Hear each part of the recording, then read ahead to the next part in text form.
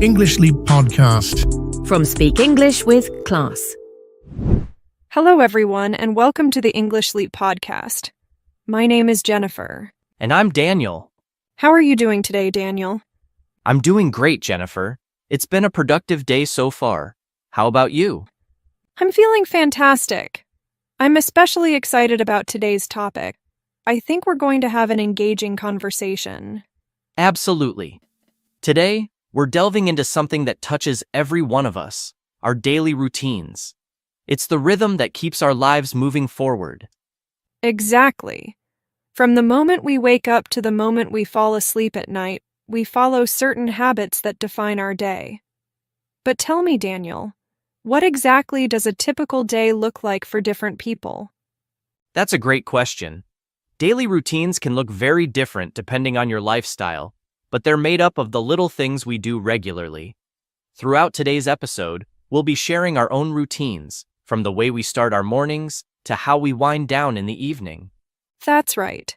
And along the way, we'll talk about how having a routine can help you feel more balanced and in control. It's all about finding what works best for you. Exactly. But before we dive into that, I'd like to introduce our vocabulary expert, Crystal. After each section, she'll break down key words and phrases to help you grasp the language better. Crystal, we're excited to have you with us today. Thanks, Daniel. I'm happy to be here, and I can't wait to help our listeners break down some vocabulary along the way. Wonderful. Let's begin with the morning routine. So as a student, my mornings are pretty structured. I usually wake up around 7 a.m., and I take a moment to stretch and breathe before I get out of bed. It's a gentle way to start the day, and it helps me feel more alert. Then I head to the bathroom to brush my teeth and wash my face. It's a refreshing start. That sounds nice. I wake up a bit earlier, around 6:30 a.m., since my job requires me to start early. The first thing I do is drink a glass of water to hydrate, and then, like you, I brush my teeth and wash my face. It really sets the tone for the day ahead. Exactly. Hydrating first thing in the morning is such a good habit. After that, I have a light breakfast, like oatmeal or toast, just something simple to get my energy up before classes. Breakfast is essential for me, too. I usually go for eggs with toast, or sometimes I mix it up with a smoothie. After breakfast, I take a few minutes to check my emails and review my to-do list, so I know what's on the agenda for the day. I do the same. I check my class schedule and make sure I'm ready for the day ahead. It's always nice to feel organized before jumping into things. Absolutely. Having that calm, organized start to the day really makes a difference. Now, to help our listeners dive deeper into the vocabulary we've just used, let's hand it over to Crystal.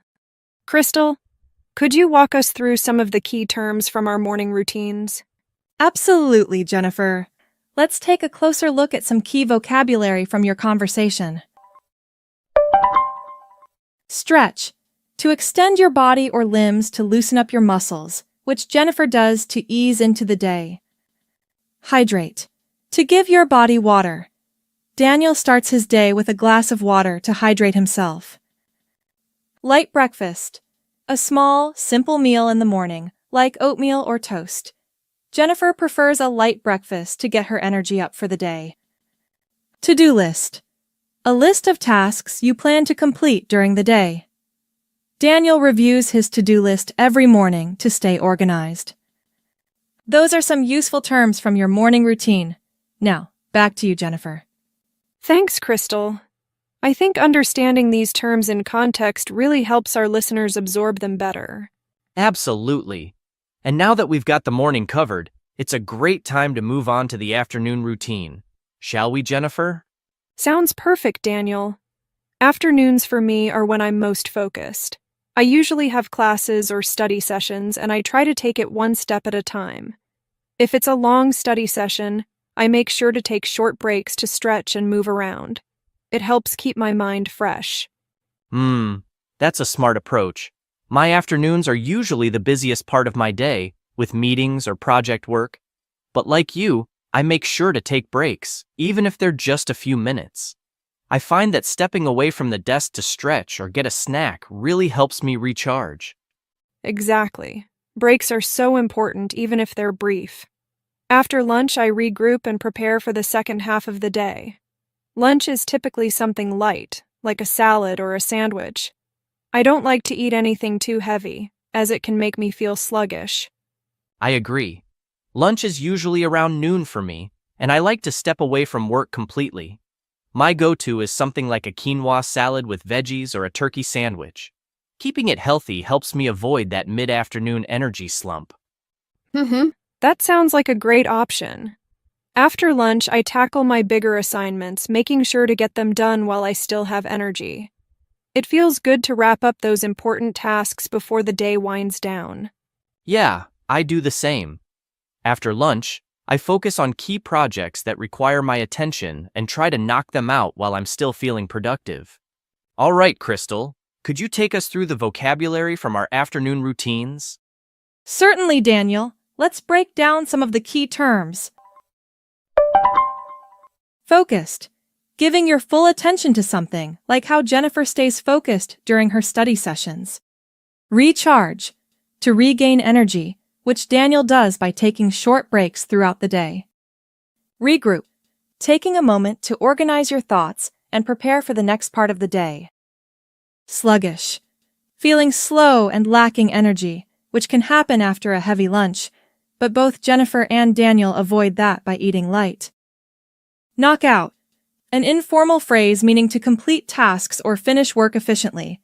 Daniel said he likes to knock out his key projects while he's still productive. Energy slump.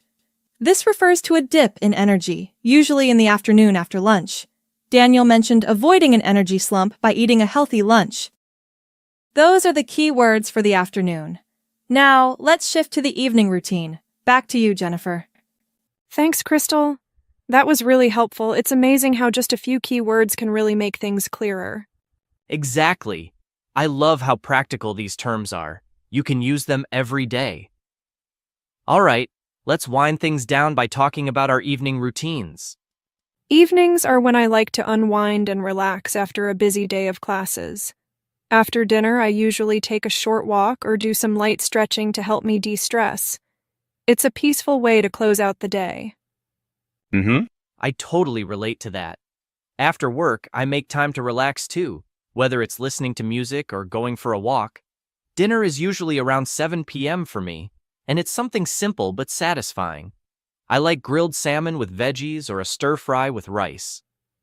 That sounds delicious. My dinner is usually something quick and easy, like pasta with vegetables or a rice bowl. Once dinner is done, I always make sure to brush my teeth and wash my face. It's such a small part of my routine, but it helps me feel refreshed and ready for bed. Oh, definitely. Brushing my teeth and washing my face feels like pressing the reset button after a long day. It's a simple way to shift into relaxation mode. After that, I usually wind down with a book or a cup of herbal tea before bed. That sounds really calming. I also avoid screens before bed, instead spending some time reading or listening to music. I aim to get to bed around 10 p.m. so I'm well rested for the next day. Same here. I stick to a consistent bedtime too, around 10:30 p.m., and it's amazing how much better I feel the next day when I get a full night's sleep. All right, Crystal. One last time, could you walk us through the vocabulary from our evening routine? Absolutely, Jennifer. Let's go over the key phrases from your evening routines. Unwind. To relax and let go of stress, like what Jennifer and Daniel do after a busy day. Reset button. A metaphor for starting fresh, which Daniel mentioned when talking about brushing his teeth and washing his face. Wind down. Similar to unwind, it means to gradually slow down and prepare for sleep. Herbal tea. A caffeine-free tea that helps you relax, which Daniel drinks before bed. And that wraps up the vocabulary for today. Back to you, Jennifer and Daniel. Thank you so much, Crystal, for guiding us through those key words and phrases. It really helps to understand the language in context.